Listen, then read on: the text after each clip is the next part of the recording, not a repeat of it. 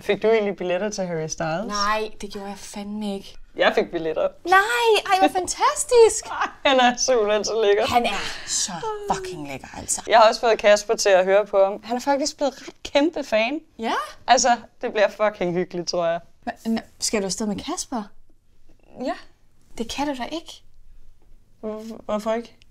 Ej, Sepp! Altså, du ved, hvor meget jeg elsker Harry. Nå, men det var, altså... Nu var det også bare, fordi det er Kaspers fødselsdag, og sådan... Det er bare noget, det er for at fejre ham. Okay, og så i fødselsdagsgave, det er bare at give ham dig, der står og øjenboller en anden mand, eller hvad? Ja... Ej. Mens du bare sjasker dine underbukser til. Altså, det var ikke sådan... Sådan havde jeg ikke lige set det.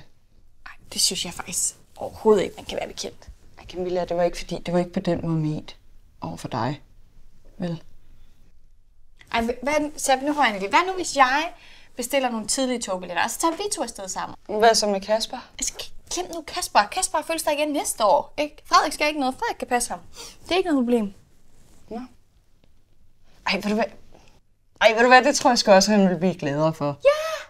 Jeg lægger bare 100 kroner, så kan de købe et par pizzaer og drikke bajer og sådan en mandehule. Det er en mega god idé. Ej, det bliver så hyggeligt. Ej, det bliver faktisk gerne. Det bliver fucking hyggeligt. Ej, det bliver fucking fedt. Vi skal til Harry. Han er simpelthen så lækker, altså. Harry.